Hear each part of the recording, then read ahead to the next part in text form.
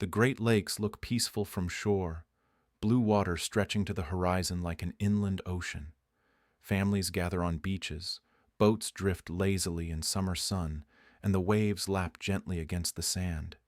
But beneath that calm surface lies a graveyard. Hundreds of ships rest on the lake floors, their hulls broken, their crews lost to the cold, dark water. These are not distant ocean tragedies.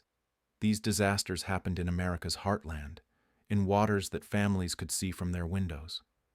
Tonight we explore the most disturbing of these wrecks. Ships that sank without warning. Vessels that broke apart while passengers slept. Disasters that happened at the dock, not at sea. Stories that have been nearly forgotten, but remain as chilling today as the moment they occurred.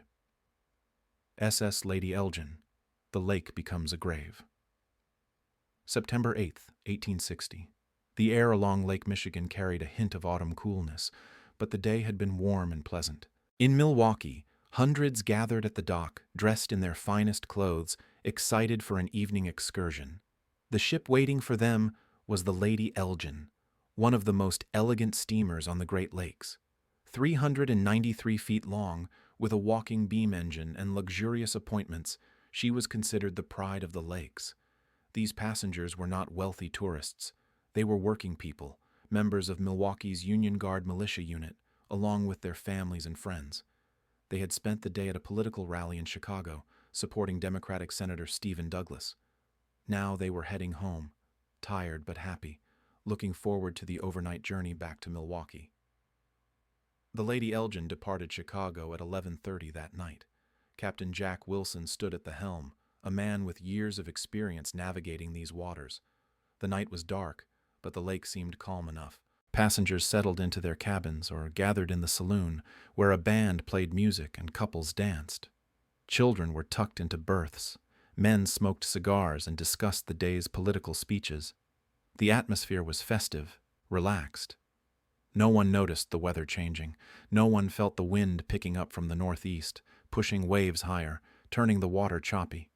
The Lady Elgin continued north along the Illinois shore, her paddle wheels churning steadily, smoke rising from her twin stacks into the black sky. Around 2:30 in the morning, most passengers were asleep. The music had stopped. The saloon was nearly empty. Only a few people remained on deck, watching the dark shoreline pass. The ship rolled gently in the growing swells, but nothing seemed concerning. This was routine. This was normal. Then, out of the darkness, came the schooner Augusta.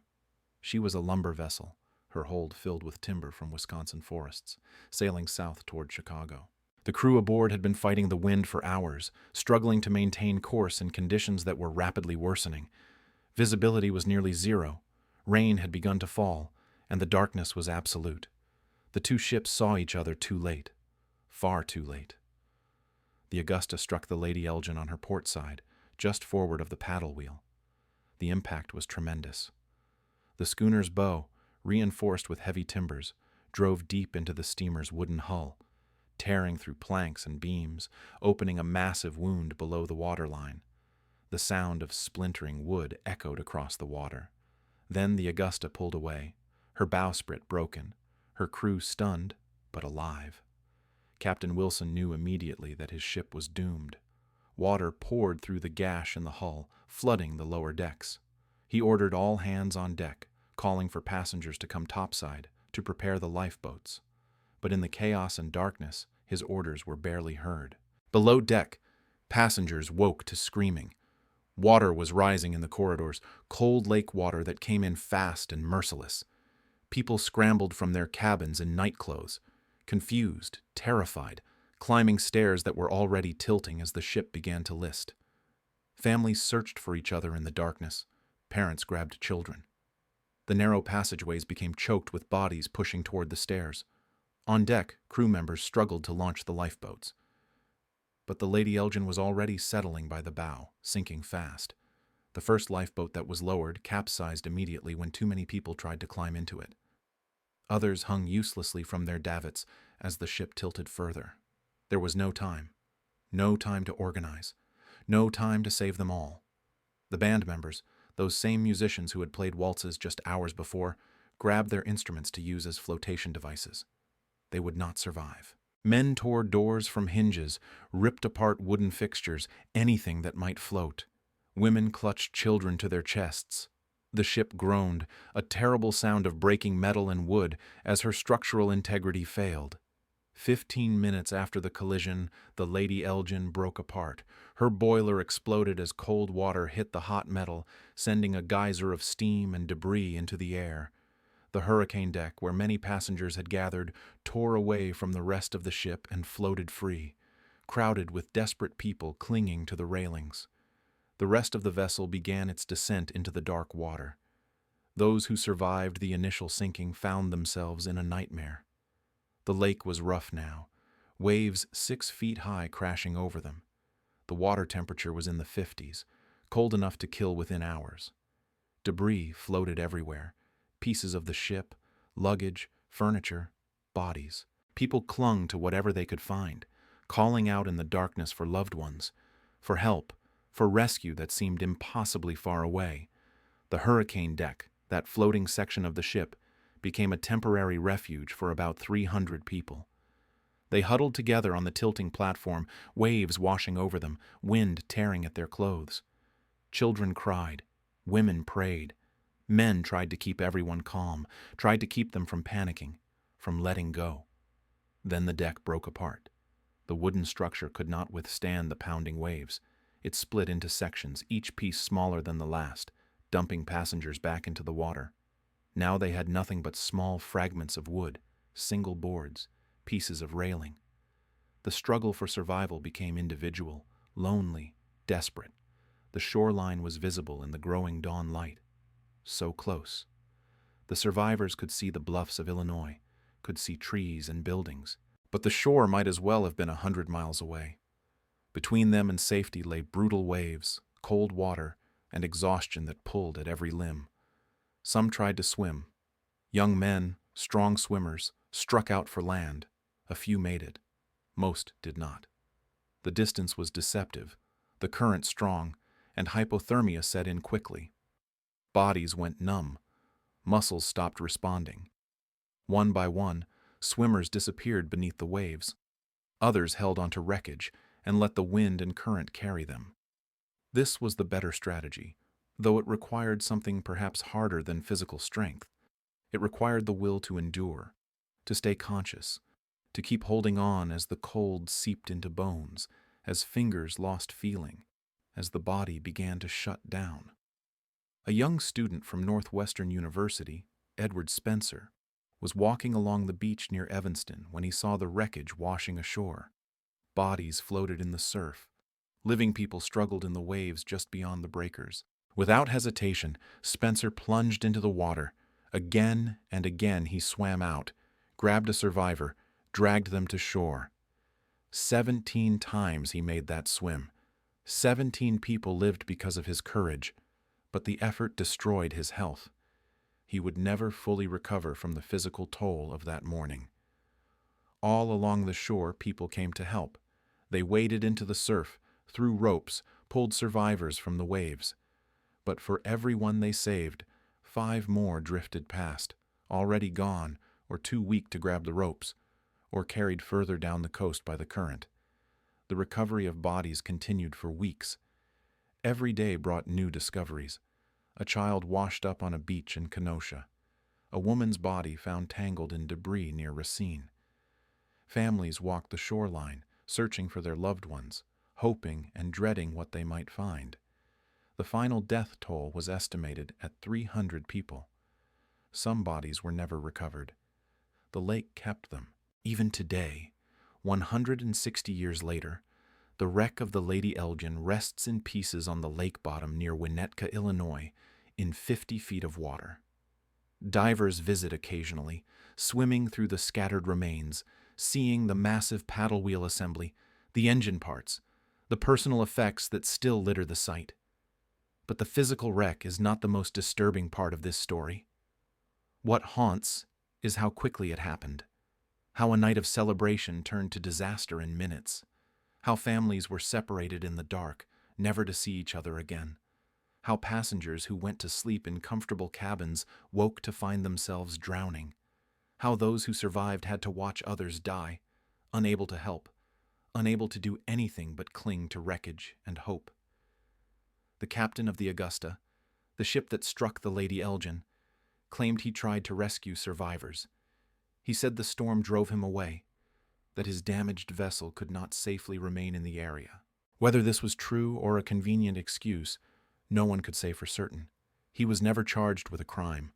The collision was ruled an accident, a tragic result of poor visibility and bad weather. But the families who lost loved ones did not find comfort in that explanation. They knew that better lookout procedures might have prevented the collision. They knew that more lifeboats, better emergency planning, and calmer leadership might have saved more lives. They knew that their family members died not just because of an accident, but because of negligence, inadequate safety measures, and the cruel indifference of cold water. In the years following the disaster, the story of the Lady Elgin was told and retold.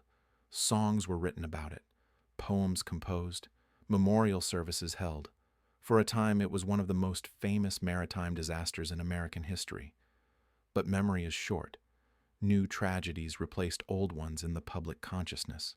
The Civil War began less than a year later, and the nation's attention turned to horrors that made even 300 deaths at sea seem almost small by comparison. Today, few people outside of maritime history enthusiasts know about the Lady Elgin.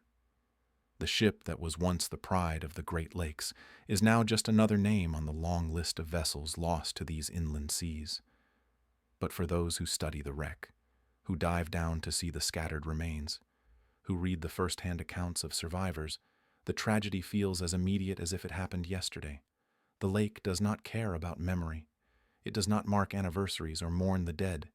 It simply continues, waves rolling in as they always have, beautiful and deadly, hiding its secrets in dark, cold water that preserves everything it takes.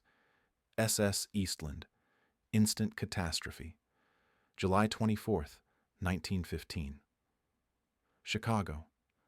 The morning was bright and warm, promising a perfect day for an excursion. Thousands of Western Electric Company employees and their families gathered at the Chicago River docks, excited for the annual company picnic across Lake Michigan in Michigan City, Indiana.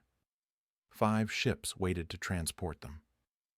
The SS Eastland was one of these vessels. The Eastland was not a large ship by Great Lakes standards. She was 275 feet long, designed to carry passengers between Chicago and South Haven, Michigan. But she had a reputation. Sailors who worked the lakes called her cranky. She had a tendency to list, to lean to one side, especially when passengers crowded the upper decks. Naval architects had warned that the ship was top-heavy, that her center of gravity was too high. But the owners assured everyone she was safe.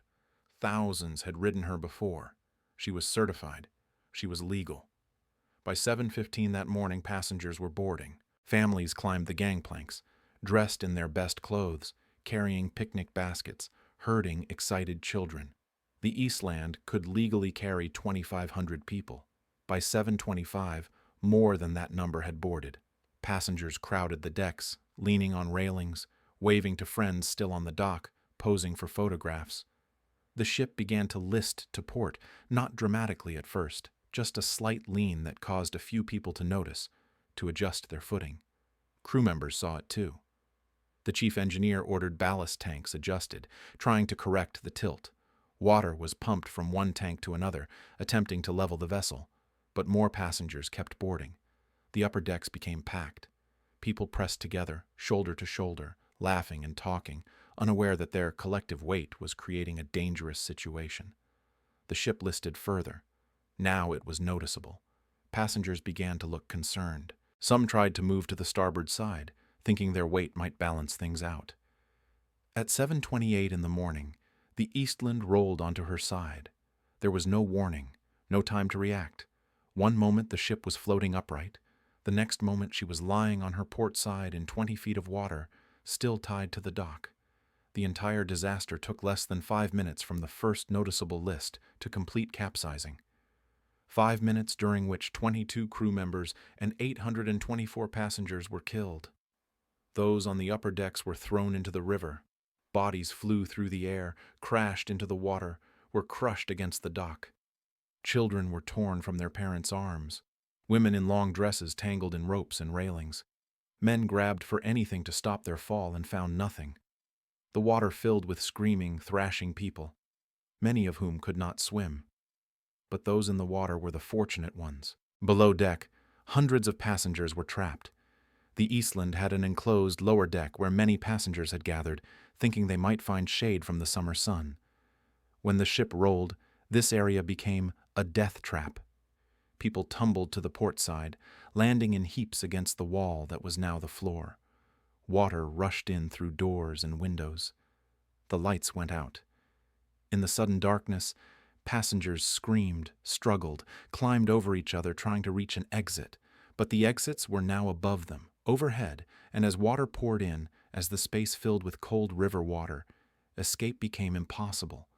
Those near the center of the pile were crushed by the weight of bodies above them. Those near the top drowned as the water rose. Those lucky enough to find air pockets suffocated when the oxygen ran out.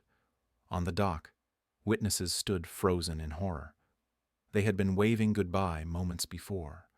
Now they watched a ship full of people simply tip over, slowly, almost gently, like it was lying down to rest. Then the screaming started, and people on the dock broke from their paralysis and began trying to help. Men dove into the water, pulling passengers to shore. Others ran for ladders, for ropes, for anything that might aid in rescue. A tugboat captain rammed his vessel against the Eastland's hull, and crew members climbed onto the exposed starboard side, which now rose 15 feet above the water. They began cutting through the hull with torches and axes, trying to reach those trapped inside. The sounds that came from within the ship were unbearable, pounding on metal, muffled screaming. The rescuers cut faster, tearing open the hull, pulling passengers through the holes. Some came out alive, many did not, and for every one they pulled free, they knew there were more deeper inside, in spaces they could not reach quickly enough. As victims were pulled from the water and from the ship, they were laid on the dock. Rows of bodies, dozens, then hundreds. Family members searched frantically through the dead and injured, looking for loved ones. Children wandered crying, unable to find their parents. Parents screamed names, tearing at the rescuers, demanding to know if their children were safe. The Western Electric Company had planned this as a day of celebration. Now their employees were dying in sight of downtown Chicago, in calm water, on a peaceful summer morning. No storm, no collision, no fire. The ship had simply rolled over at the dock. Investigation into what happened began immediately. The naval architects who had warned about the Eastland's stability were proven right. The ship's design was flawed. She was top-heavy, her center of gravity too high, her ballast tanks insufficient to compensate when passengers crowded the upper decks. But the owners had known this. They had been told. They had made minor modifications over the years, but never addressed the fundamental problem. Why? Money. The Eastland was profitable. She carried passengers and cargo, generated steady revenue. Fixing the stability issues would have required extensive modifications, time in dry dock, lost income. So the warnings were ignored. The ship kept operating, and 844 people died. The disaster site became a gruesome scene. The 2nd Regiment Armory was converted into a temporary morgue. Bodies were brought there throughout the day, laid in rows on the floor. Family members walked between the rows, looking at faces, lifting sheets, searching. The smell was terrible. The heat of summer accelerated decomposition. The sounds of grief echoed through the building. Screaming, wailing, the awful recognition when someone found a loved one. Some families lost everyone, parents and all their children gone. Entire groups of friends who had boarded together, none survived. The Western Electric Company was devastated. Whole departments were empty. The factory floor fell silent as workers learned that colleagues they had laughed with the day before were dead. The legal aftermath was messy and unsatisfying. Multiple investigations were conducted. Blame was spread around. The captain, the chief engineer, the owners, the government inspectors who had certified the ship as safe. Everyone pointed fingers at everyone else. Criminal charges were filed and eventually dismissed. Civil lawsuits were settled for modest amounts. No one was ever held truly accountable. But the questions remained. How could this happen? How could a ship capsize in calm water at a dock? How could so many die so quickly? And why had the warnings been ignored? The Eastland was eventually raised from the river, towed away, and converted into a naval training vessel. She served in that capacity for years, as if the disaster had never happened, as if 844 ghosts were not walking her decks. When she was finally scrapped in 1946, there were probably few who remembered what she had been, what she had done. The disaster itself faded from national memory with shocking speed. Within a few years, it was rarely mentioned. The sinking of the Titanic 3 years earlier had captured the world's imagination in a way the Eastland never did. Perhaps because the Titanic seemed like a grand tragedy, an epic battle between human ambition and nature. The Eastland was just sad. Just people going to a picnic who never came home. Today, the Eastland disaster is the largest loss of life from a single shipwreck in Great Lakes history. It is also one of the largest maritime disasters in American history, surpassed only by the Sultana steamboat explosion and the Titanic. Yet most Americans have never heard of it.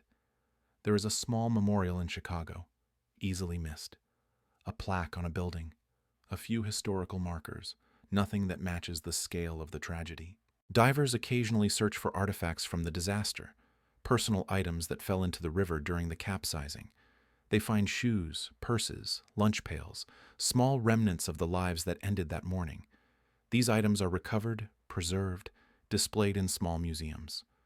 Reminders of a disaster that happened not in some distant ocean, but in a river in the middle of a major American city, in sight of thousands of witnesses, in water shallow enough that the ship never fully sank. That is perhaps the most disturbing aspect of the Eastland tragedy. The ship rolled over just 20 feet from the dock. Rescuers could almost reach it. The water was not deep.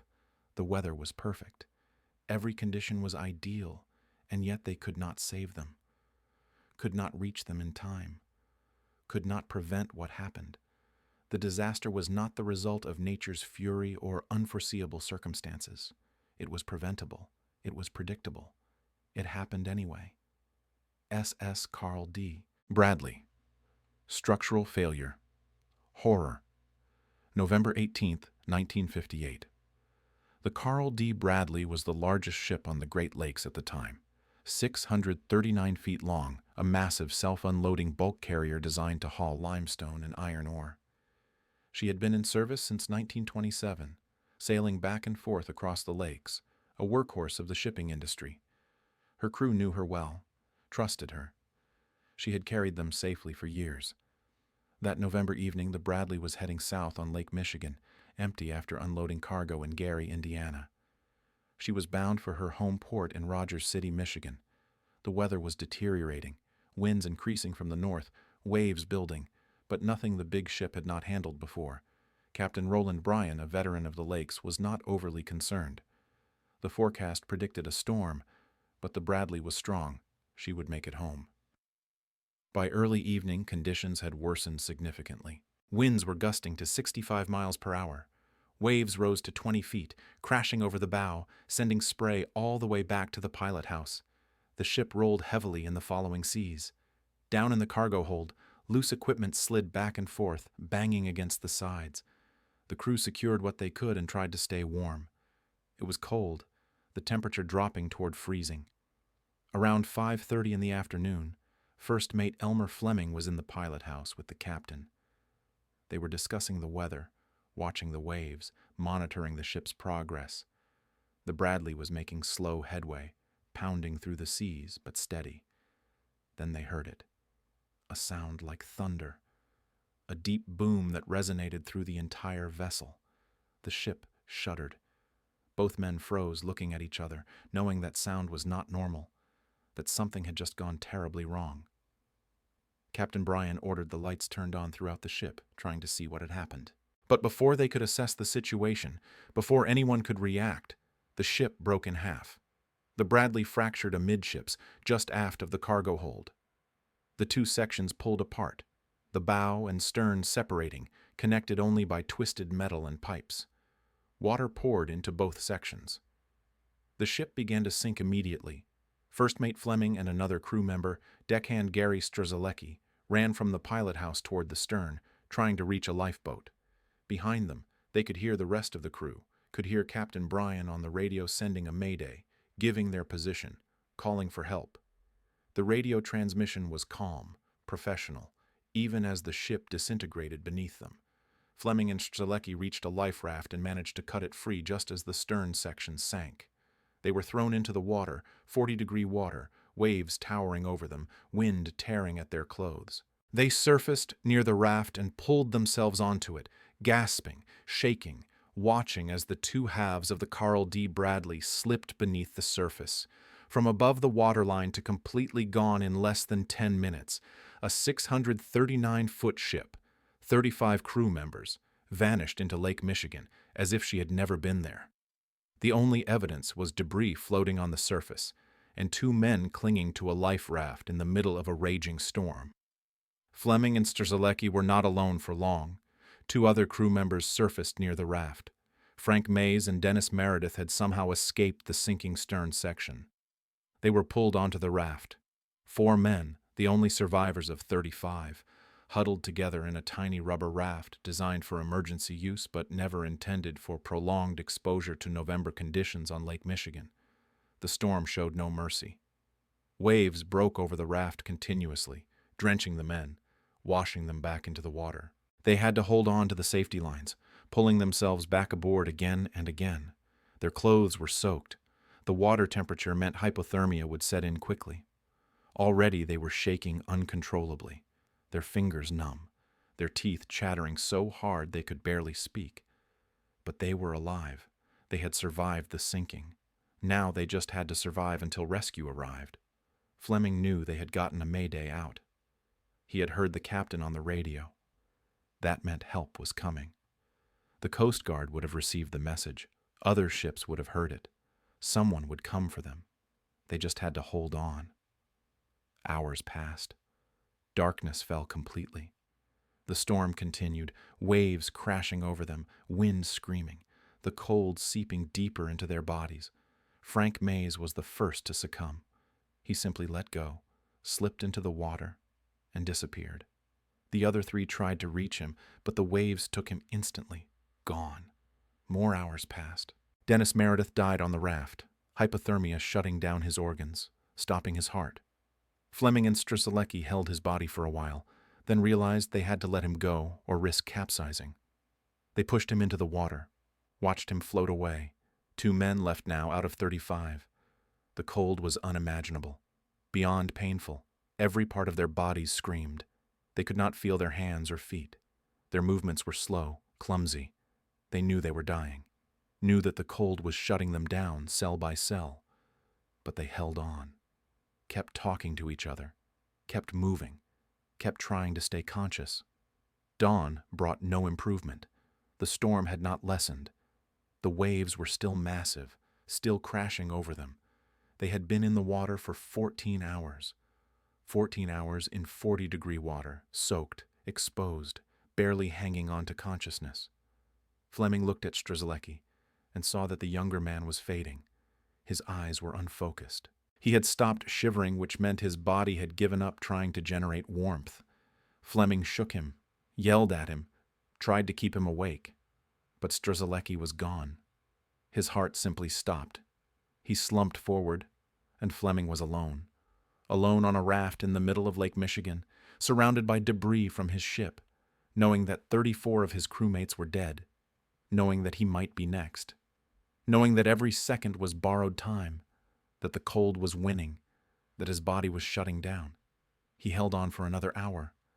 Then he saw the search plane, a Coast Guard aircraft flying low over the water, looking for survivors. Fleming tried to wave, tried to make himself visible, but his arms barely moved. He was not sure the plane saw him. It passed overhead and kept going. Then it circled back. They had seen him. The plane dropped a marker, circled again, and flew off, clearly going to guide a rescue vessel to his location. Fleming let himself relax slightly. Help was coming. He had made it. He just had to hold on a little longer. The Coast Guard cutter Sundew reached him 2 hours later. By then, Fleming was barely conscious. They pulled him from the raft, wrapped him in blankets, carried him below deck where heaters blasted. His core body temperature was 84 degrees. Any lower, and he would have been dead. They radioed ahead to the hospital, telling them to prepare for severe hypothermia. Fleming was the only one they found alive. The search for the other crew members continued for days. The Coast Guard, Navy vessels, Coast Guard helicopters, all scoured the area where the Bradley sank. They found debris, life jackets, pieces of the ship. They found some bodies, frozen, floating in the waves. Most of the crew were never recovered. The lake kept them. The investigation into the sinking focused on why the ship broke apart. The Bradley had passed inspection just months before. She was certified as seaworthy. But naval architects examining the wreckage eventually concluded that the ship's structure had been fatigued by decades of heavy use. The constant stress of loading and unloading cargo, the pounding of waves, the flexing of the hull, all of this had created microscopic cracks in the steel. Over time, these cracks grew, weakened the structure, and finally caused catastrophic failure. The ship had broken because she was old and tired, because the steel had reached its limit, because no one had caught the problem before it was too late. The disaster led to changes in how ships were inspected, how their structural integrity was monitored. New regulations were implemented. The shipping industry promised that such a tragedy would not happen again, but for the families in Rogers City, none of that mattered. Their town lost 23 men in a single night. Nearly every family was affected. Fathers, sons, brothers, uncles gone. The entire community went into mourning. Funerals were held for those whose bodies were recovered. Memorial services for those who were not. The town still marks the anniversary every year, gathering at the memorial to remember the men of the Carl D. Bradley. The wreck lies in 375 feet of water, too deep for most divers. The bow section rests upright, the stern on its side, the two halves about a mile apart. Occasionally, deep-water exploration teams visit the site, documenting the wreckage, trying to better understand what happened. But mostly the Bradley rests in silence, in cold, dark water, a grave for the 34 men who never made it home. SS Alpena, vanished in plain sight. October 15, 1880. The steamer Alpena departed Grand Haven, Michigan, bound for Chicago with cargo and passengers.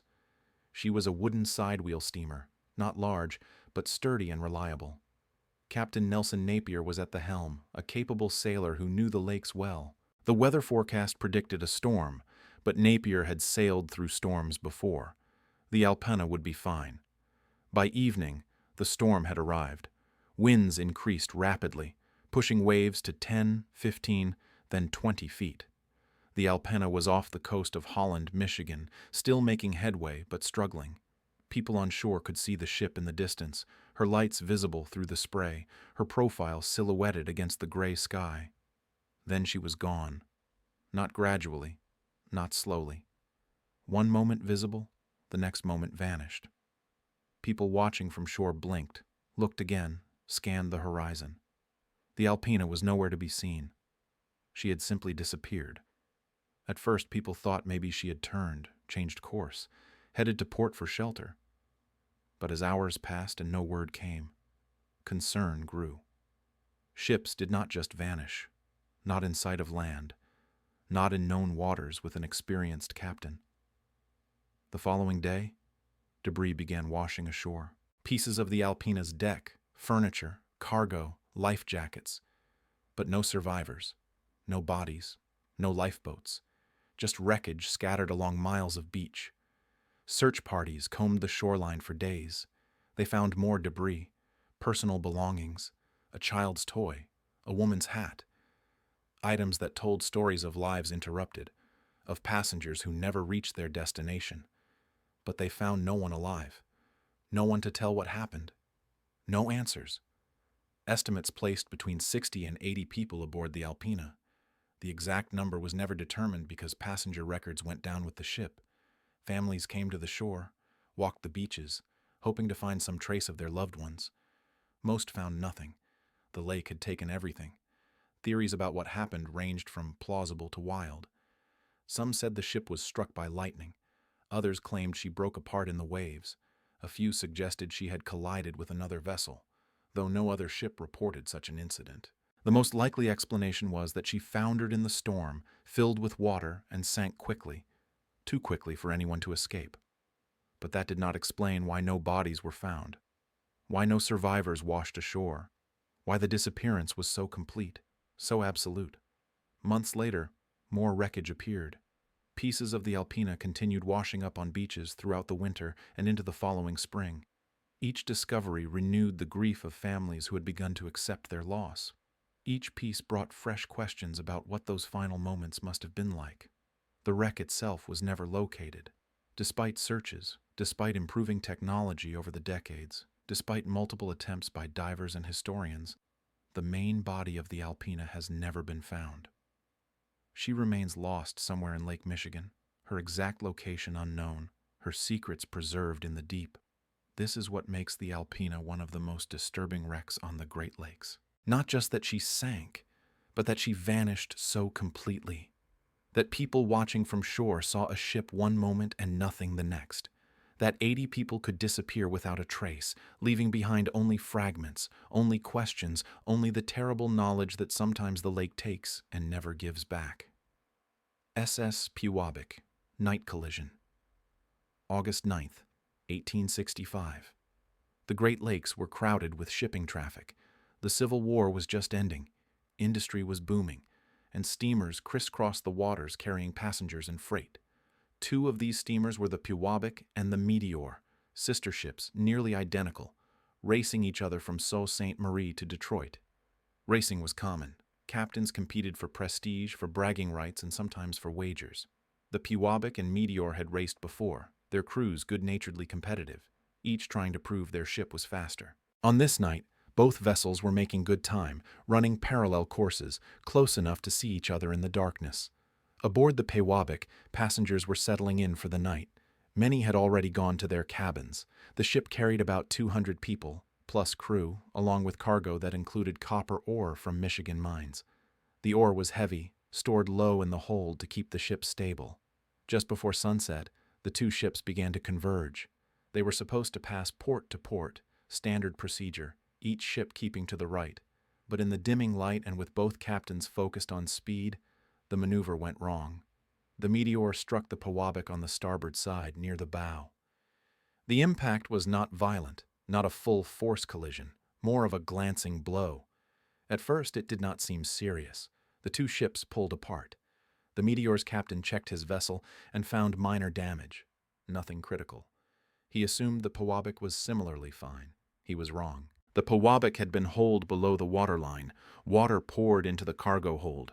The ship began to settle by the bow, slowly at first, then faster as more water entered.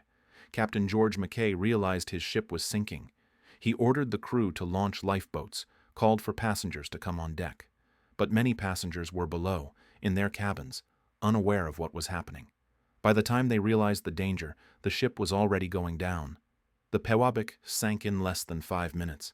Passengers trapped below deck never had a chance. They were in their berths, settling in for sleep, when water rushed through the corridors. The lights went out. In total darkness, in rising water, they tried to find their way to the stairs. Most did not make it. Those who were on deck when the ship sank had slightly better odds, but only slightly. The Pewabic plunged bow first, her stern rising high out of the water before she slipped beneath the surface. People were thrown into the lake, into cold water, scrambling for floating debris. The Meteor turned back when her crew realized the Pewabic was gone. They searched in the darkness, pulling survivors from the water. But the night was dark, the lake was rough, and many of those in the water were already dead from the cold or from injuries sustained in the sinking. Final estimates put the death toll at around 100 people. Nearly half of those aboard perished. The survivors were traumatized. They had been in their cabins, safe, relaxed, and then suddenly fighting for their lives in cold water. Many spoke later about the sounds, the screaming from below deck as the ship went down, the terrible awareness that people were trapped, that they could hear their cries, but could do nothing to help. The Meteor's captain faced questions about why he did not remain at the scene longer, why he did not do more to rescue survivors.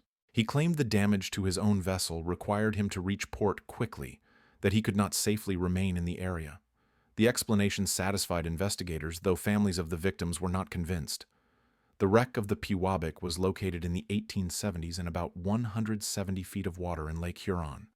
Salvage operations recovered some of the valuable copper ore from the cargo hold.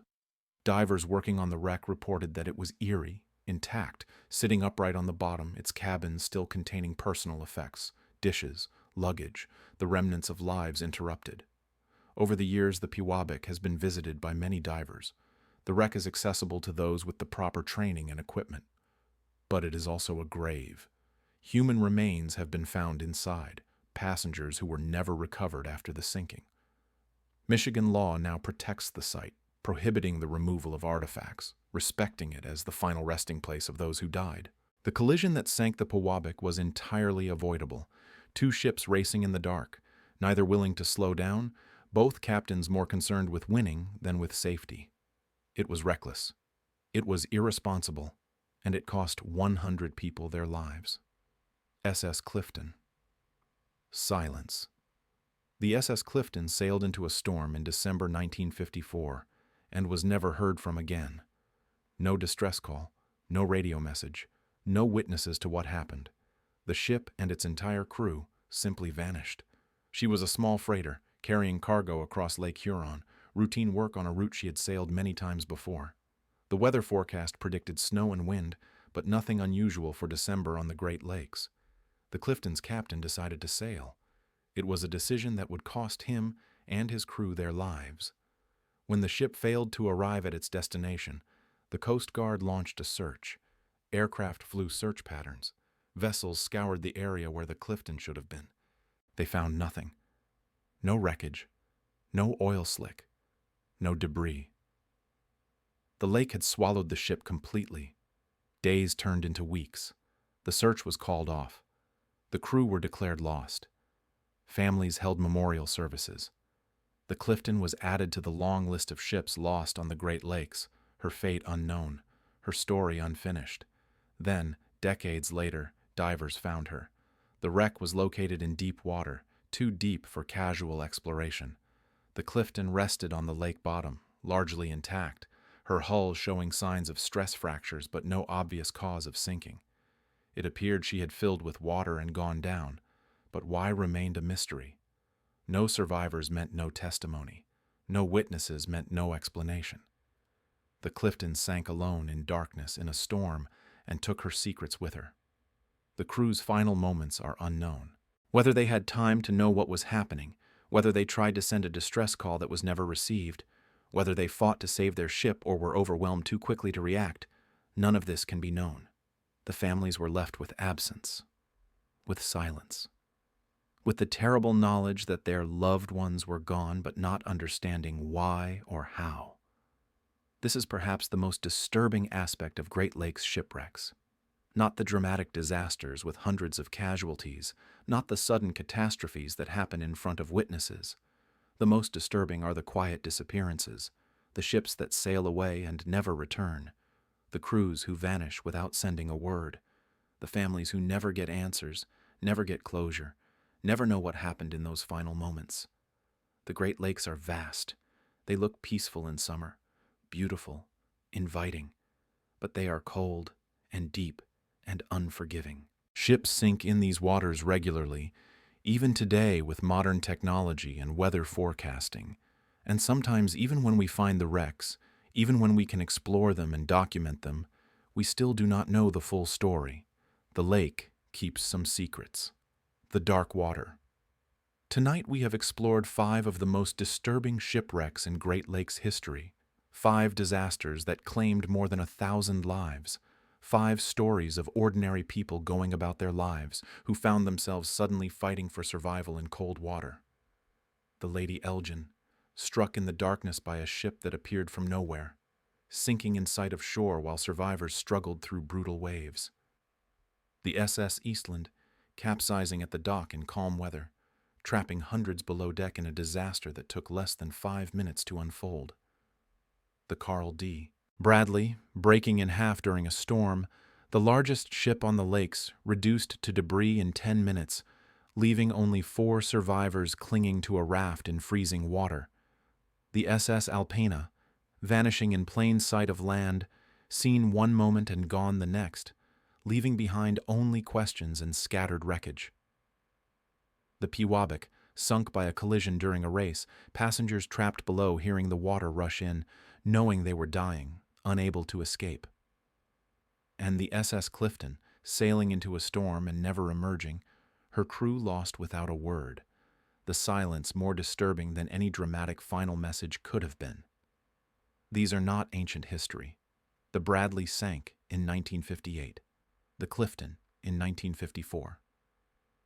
Living people remember these disasters, attended the funerals, mourned the loss, and the wrecks themselves remain, sitting on the lake bottoms, preserved in cold water that does not allow decay, time capsules of tragedy that divers visit and document and photograph. But what makes these wrecks truly disturbing is not just the number of dead or the dramatic circumstances of the sinkings, it is how easily they could have been prevented. Better safety regulations could have saved the Lady Elgin's passengers. Proper stability design could have kept the Eastland upright. Better structural monitoring could have caught the Bradley's failing steel before it catastrophically fractured. Slowing down could have prevented the collision that sank the Pewabic. These were not acts of God. They were acts of negligence, of cost-cutting, of human error, of captains and owners and inspectors who made choices that prioritized profit and speed over safety. And people died because of it. The Great Lakes look safe. They are not oceans. They are surrounded by land, by cities and towns, by civilization. Help is never far away. Rescue is possible. But the lakes are deceptive. They are deep, some areas more than 1,000 feet. They are cold, cold enough to kill in minutes. They generate their own weather, storms that arise suddenly and violently, and they are unforgiving. The indigenous peoples who lived around these lakes long before European settlement called them the sweet-water seas and respected their power.